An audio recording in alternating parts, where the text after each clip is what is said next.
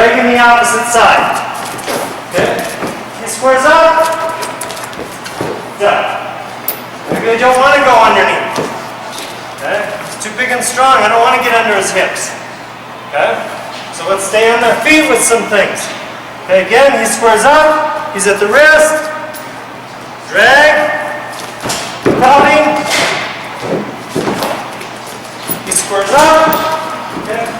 Duck. Crowding. Okay. If I want to go underneath, he squares up. Here's your high crotch. He's bringing it to you. He's taking a single leg away from you, but he's giving you that high crotch. Right? He's giving you that double. He's giving you this side of his body. Okay? He's bringing it closer. Attack it. Okay? And right here, pushing, pulling, he squares up. Okay? So, what's that? Okay, so we'll get there. Okay, so at the wrist first. Next, he comes to my elbow. Okay, right here, he squares up. Duck under. Okay. Goes to my elbow. High crotch.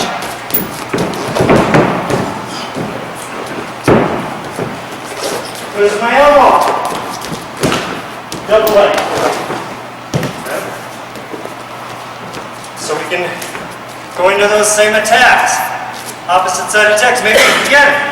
Maybe I don't want to go underneath. He goes to my elbow. Underhook.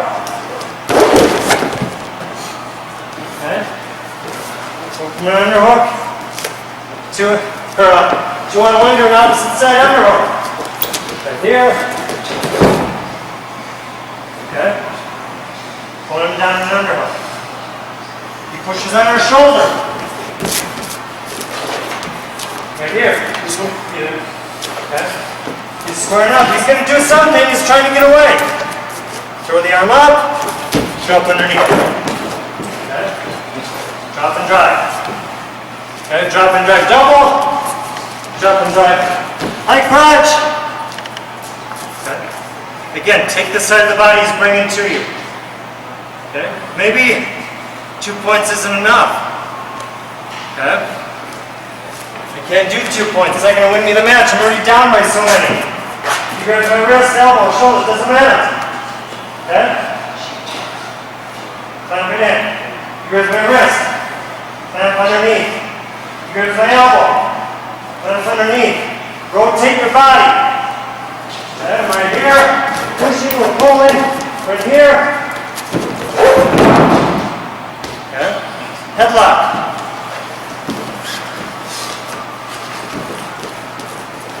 Here.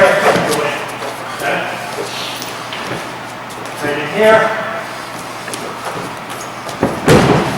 Arm throw. Okay. So many different things from that 2-on-1. But again, I think it's important to show if you have the angle, if you don't have the angle. There's different attacks. So many times I know my athletes, for so long we're stuck on, we either get the angle or we don't use the 2-on-1. There's so much more. There's so much more there. So we really focus mostly on those opposite side attacks. Okay, now, the next step with it, okay, maybe you're getting an athlete that's getting a 2-on-1 on this side. Okay, and this is where you need to step in and intervene a little bit. Okay? A 2-on-1 on this side, the same as the other side, doesn't serve me so well. Why? Everything's opposite, right? I don't shoot a single leg right here. And he squares up to me. I don't shoot a high crotch right here. I don't shoot a double leg right there. So to be on an angle on a 2-on-1 on this side doesn't help me very much. Maybe defensively it does. Right? If I'm ahead in the match, 20 seconds left, I can hang in a 2-on-1 here and not have to do anything. But if I have to score, okay, let's focus on this 2-on-1. If I have to if I'm getting a 2-on-1 on this side, square them up. Right here. Okay? Now all my shots are here. My double leg is here. Okay? My single leg is here. My high crotch is here. Okay? Everything is here. Everything is in here. I have underhooks. I go into some other things, but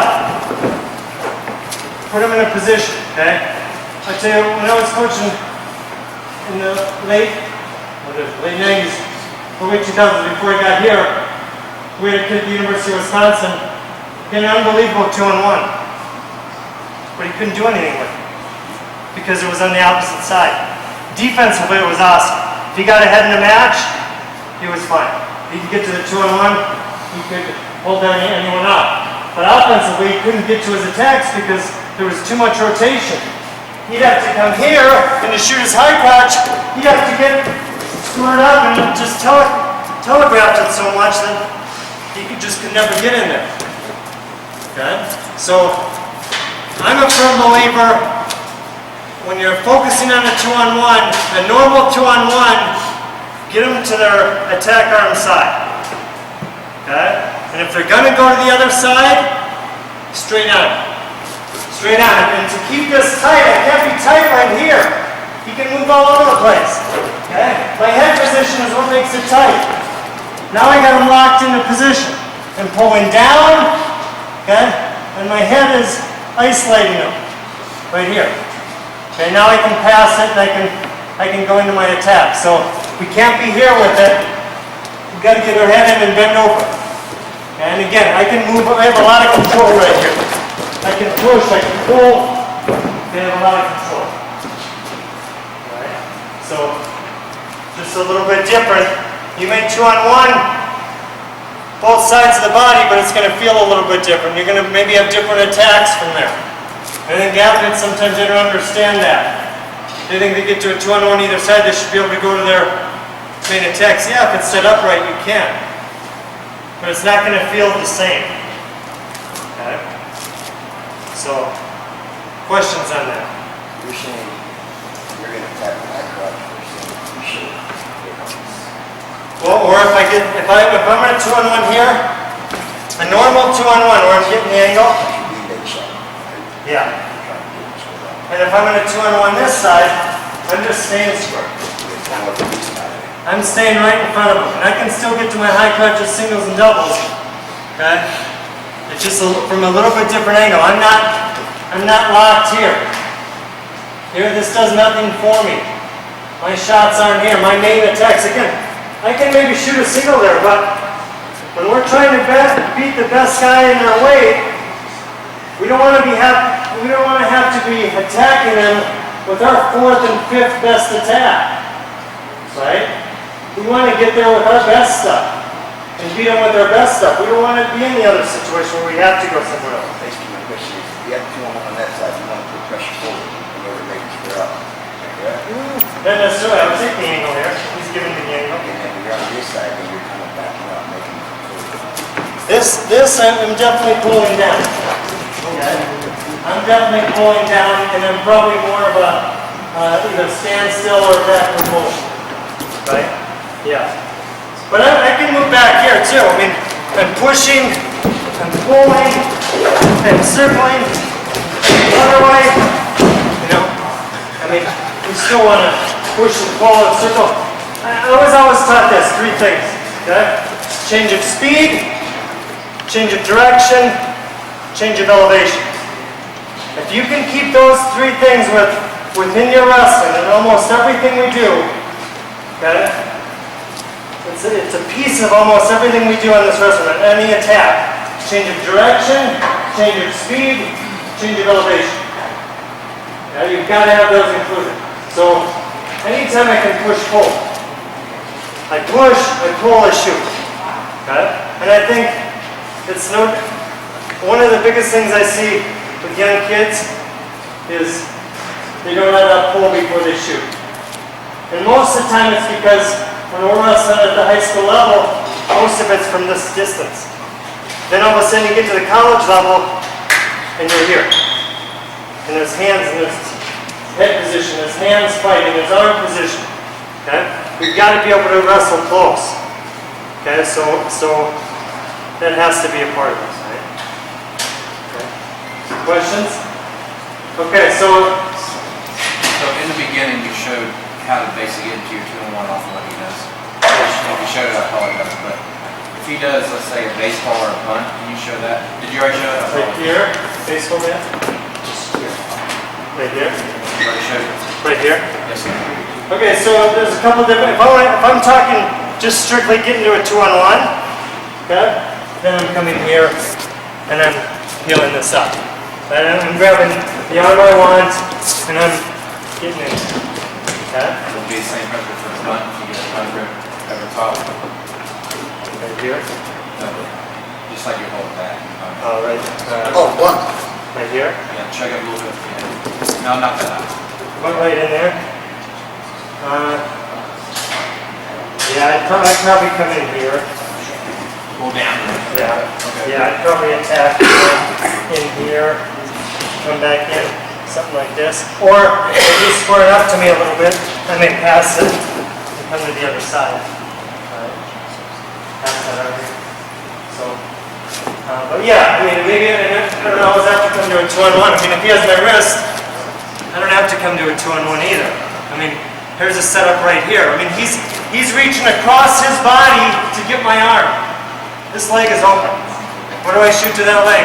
I shoot a high crotch. Right? If he's grabbing this arm, he's grabbing across his body. Okay? To get to this, right? I'm going to create some space first. So I'm going to get here, create some space. So I'm going to. How do I create space? I bend over. And I circle away from the tie that's being attacked. He's attacking my arm. Okay? I bend over to get some distance. I'm circling to create some space. Now, I just have a general rule. We circle away from the tie. We circle away from the leg we want to attack. Okay? So that's really with any tie. Okay? Could be a wrist. Okay? I'm right here. I'm circling away from the tie. I'm circling away from the leg I want to attack. Okay? Here's an underhook. I'm circling down and away from the tie. Still. And now I'm circling away from the leg I want to attack. Maybe it's the same one. Okay? Maybe it's the opposite one.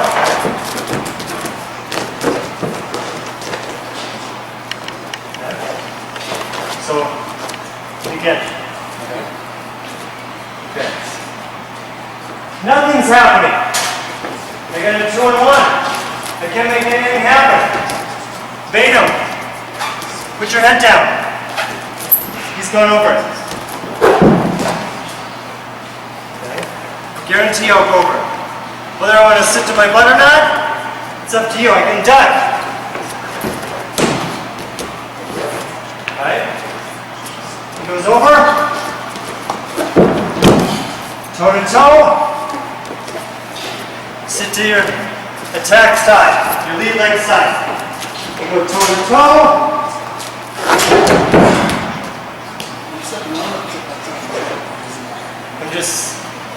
I'm really just getting you over the top. My main focus is grab onto my head. As soon as you grab on, I can go.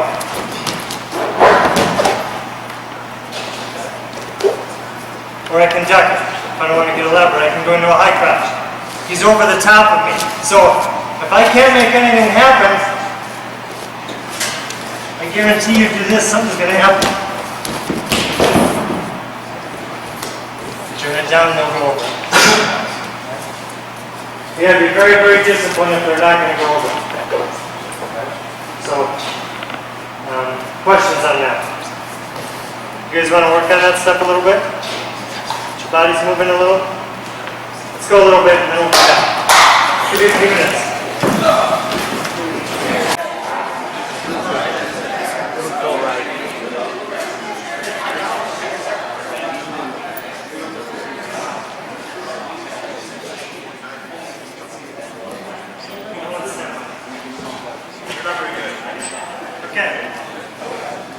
so.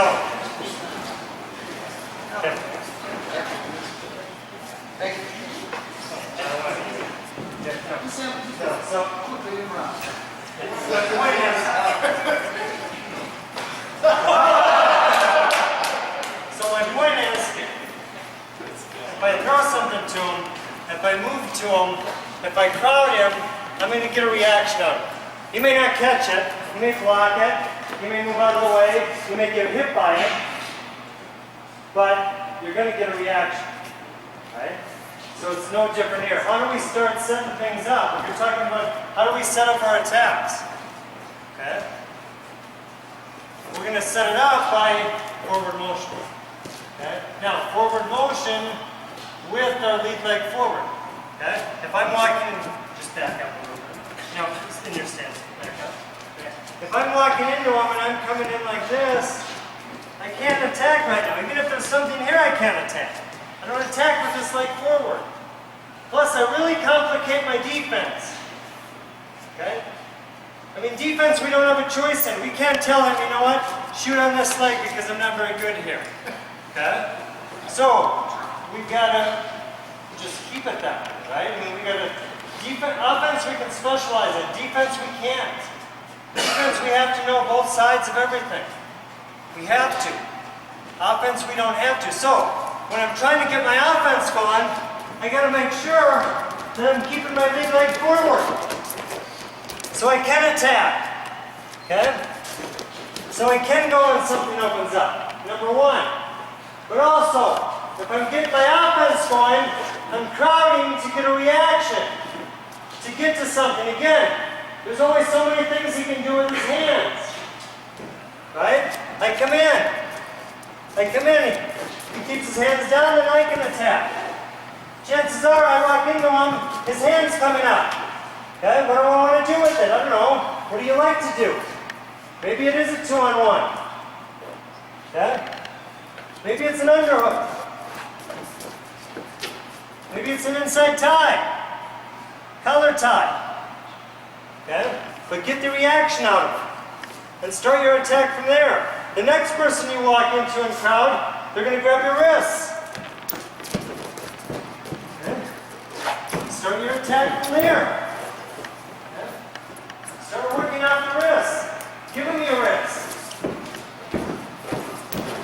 Don't grab him. Okay? Maybe he straight arms me. Again. Maybe I can go right down. That's all the sound I needed. Okay? Just post and go. He goes again. You can snap. And go. Right? What else can you do? You can underhook me. Okay? Can I get to my best attacks? Okay? No, so I gotta get out of here. Okay? Or maybe I can lead into something else. You can still start my attack. Okay? 2-on-1's me. Head position. Then I gotta block his offense first. Now start your attack. Okay? You've got to give your athletes solutions for what this guy can do. He can only do so many things. You have to dictate the pace out here. You dictate the pace by forward pressure. You stand out here like this, you're not dictating anything. I hope you're the fastest person on the mat. Okay? Because you're going to have to survive. Crowd in to create some offense. Crowd in to create those things. And again, just remember, there's only about 5 things they can do with their hands. That has to be able to lead into their attacks. What are our attacks? I'd say 80% of our attacks are scored with high crouch, single leg, double leg, front headlock. You've got to be able to get your athletes to those 4 attacks. If they can't get there from any tie, from any situation, you need to teach them how to get there. Okay? So you've got to be able to get to your staple attacks. If you can't get to your staple attacks, then it's going to be hard. Okay? Then you're going to be a defensive match. Okay? You saw the World Championships here. If you watched it all, is that offense wins wrestling matches. Defense keeps you in matches. So you don't have to score 10 points to win. Okay? If you only give up 2 points, you only have to score 3 to win. Okay? But if you give up 8, then you're going to score 10 to win. Okay? So defense will keep you in it. It's not going to win matches. It's going to keep you in matches. You need offense to win wrestling matches. Okay? So that's a hard thing because we've got to focus on offense or defensive positioning. Okay? We have to focus on defensive positioning, but we have to be offensive minded. Okay? So that's my 2 cents on that. Okay? But give them ways to get in by clearing those ties. Clearing the ties into the attacks. That's kind of how I start when I'm teaching with a new group, okay, or a person who haven't been around. How do we start their attacks? I don't know what's happening to you. Well, I'm getting 2-on-1 a lot. Perfect. There's a starting point. They're grabbing my wrist a lot. Perfect. There's a starting point. They're always collar timing. Perfect. There's a starting point for our attacks. Okay. See what's happening to them first. Watch some video. Video doesn't lie, right? Video will tell you exactly what's happening to them. Okay. And then give them a starting point from there. One person's maybe getting 2-on-1 all the time. The other person's getting wrist tied, but they're still going to the same high crotch. So how do we get them there from those attacks? And how do we clear them and get back into our attacks? So that's my thinking on how do we get going with our offense. Okay. All right, questions on that stuff? I mean, I talked to you about it before, but you know, when would you get your offense generated from the one of the head? Or would you never? From going to the head. When would that happen? Yeah, I mean, if I can't get anything going, we're standing out here and it's like, man, I don't want to get under this guy again. I don't want to necessarily go there. I'm coming right here. I'm keeping my attack arm down, so if he shoots, I can block, but I'm coming here. Okay? If I can't get anything going, okay, right here. I pull him down just a pinch front headlock. I'm not choking, I'm not locking, it's not illegal. Okay? Okay? I'm just pinching and pulling. Okay? Or I can start getting it moving. Right? I can get it moving. I can get him like a push and circle. Get out of his line of fire. I don't want to stand in front of him. He can only shoot straight forward. He can't shoot here. Okay? So if I can create the angles with some heads, but with my controller, I'm not reaching this up. Okay? Because I'm opening myself up. Okay? So that's when I detected it.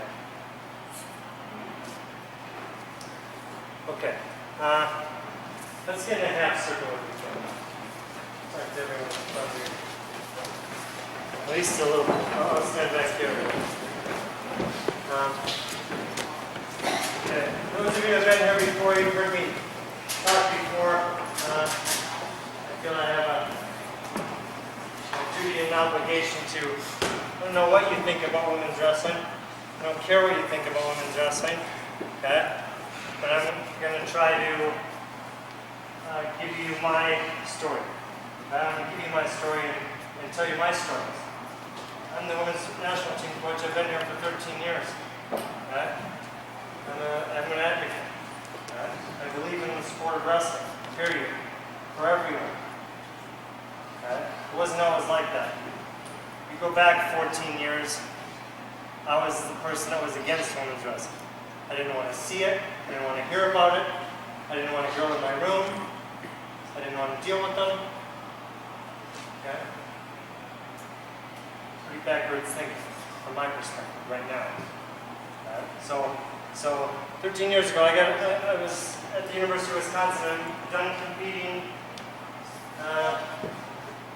32, 33 years old. I'm trying to figure out what I'm doing. I'm ready to move on. I'm not happy in being being an assistant coach where I'm at. I call USA Wrestling for a letter of recommendation as a college job opened up, and all I ever wanted to do is be a Division I college coach. And that's where my track was headed, but I was getting impatient. And I call USA Wrestling, I call Rich Bender, and I ask him, will you give me a letter of recommendation? He said, absolutely, I will, but what about this job? What job? The women's national team coach. Oh, Rich, you got the wrong guy. You got the wrong guy. He said, will you listen to me? And I said, yeah, I'll listen. Reluctantly, I said, I'll listen. And I go home, hang up the phone. He said, we're going to call you later to talk to you about it. I was like, oh, okay. So I go home, and my wife's at home, and I said, listen to this one. She knew I was looking and talking. I said, I talked to Rich today, and he said he'd give me a letter, but he asked me about this job. And she said, what job? I said, the women's national team coach. And she said, yeah, so? What do you mean, so? Didn't you hear what I just said, the women's national team coach? She said, yeah, well, why wouldn't you look at it? And I was like,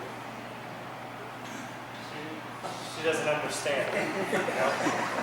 You know, she doesn't understand that it's a whole trajectory difference in my whole planning of my life, right? And she said, yeah, but why wouldn't you look at it? I said, did you hear what I said? And she said, yeah, but it's an opportunity in the sport of wrestling. From an outsider perspective, why wouldn't you look at it? I left the house thinking, oh, she doesn't know anything. And my brother lived a mile away. I go over to my brother's house. My fear right away, you know, in a panic in the first few hours of it happening was, what if I take it and I want to get back into college wrestling? At that time, the Title IX issue and everything, I mean, everything was so, nobody was for anything winning, right? On the wrestling side of it. And I thought if I get into it, I'll never get back into college wrestling. And so I go over and talk to my brother. My brother's my best friend, my confidant. I talked to him about everything. And so I said, listen to this. I told him, and he said, I'm just worried if I do it, I'm not going to get back in, if I want to get back in. He said, yeah, but if you get back in, or if you want to get back in, he said, you're not going to be hired by college coaches. You're going to be hired by college administrators. They want to know you can work with everyone. They want to know, you're flexible and you can see all sides of the spectrum in the picture. So, kind of the same way, I left his house like, he's no help either. I mean, the one guy I needed help from, and the one time, and you can't help me. I was looking for a way out, and I couldn't find it. Right? So then I had to start asking myself some real questions. Why am I in this sport? And I think I could answer for every single one of us. Why are we in this sport? Why do we love this sport? Is it for the money? Bad decision. Right? Bad decision.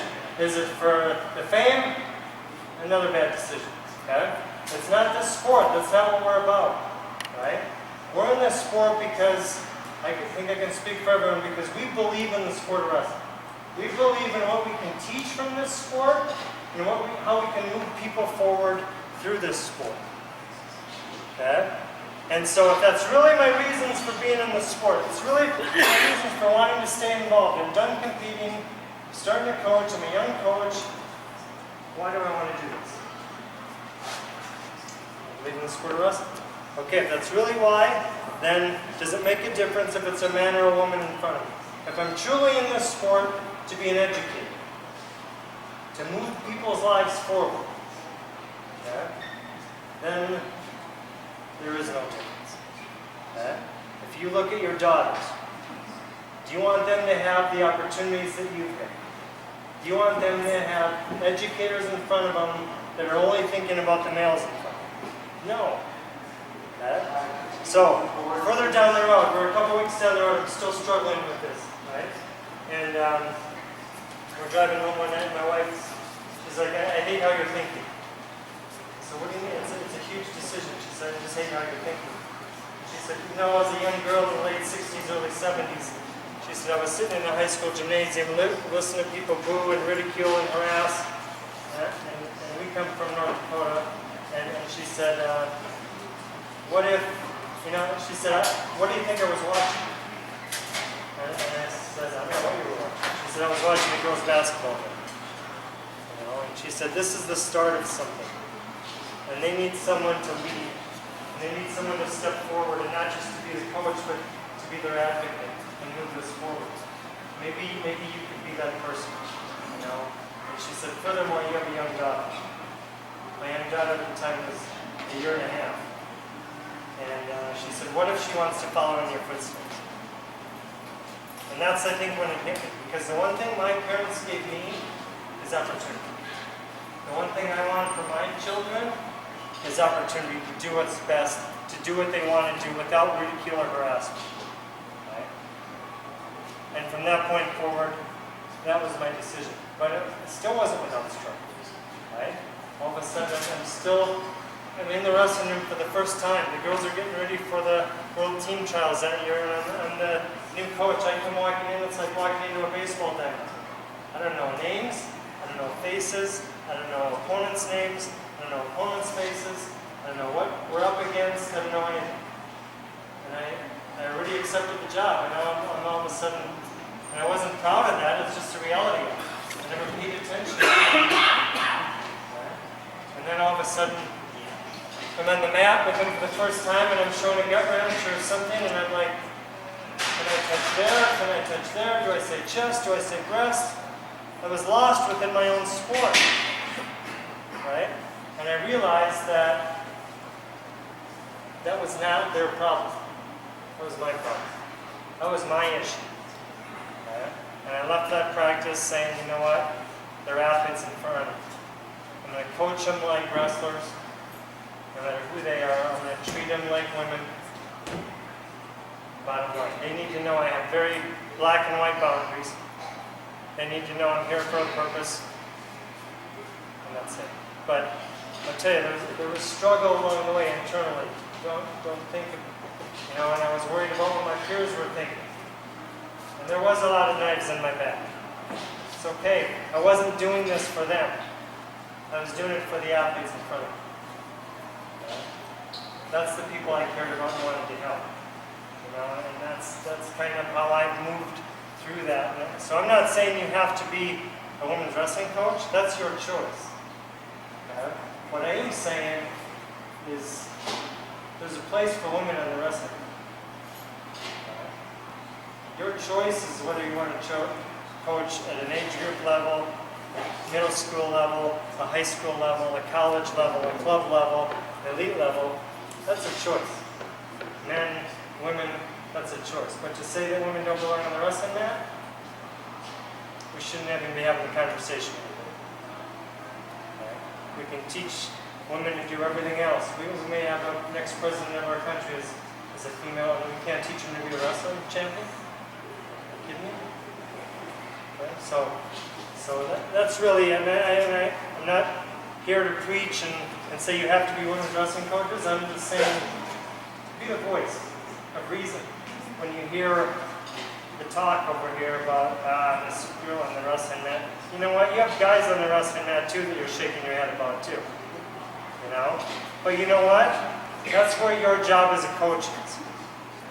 And I'll end it with this, okay? I'll end it with a question.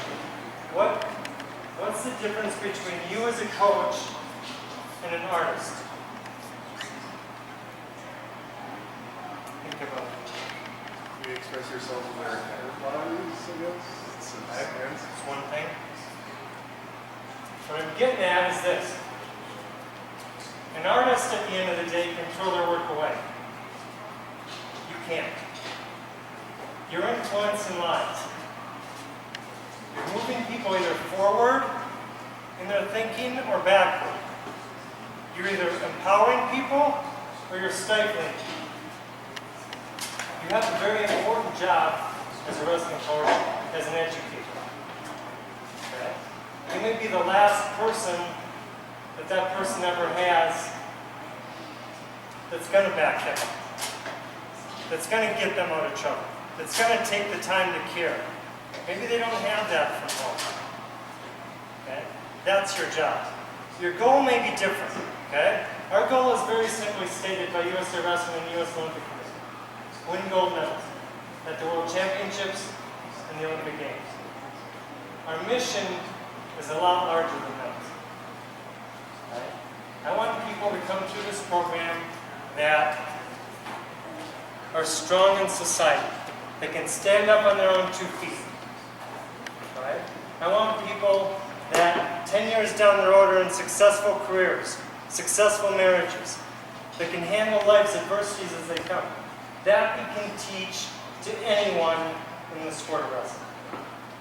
Because there's hard times every day in this room. We're going to fail every day in this room. I guarantee we're going to. Okay? It's our job to lift them back up. Okay? And to teach them the way.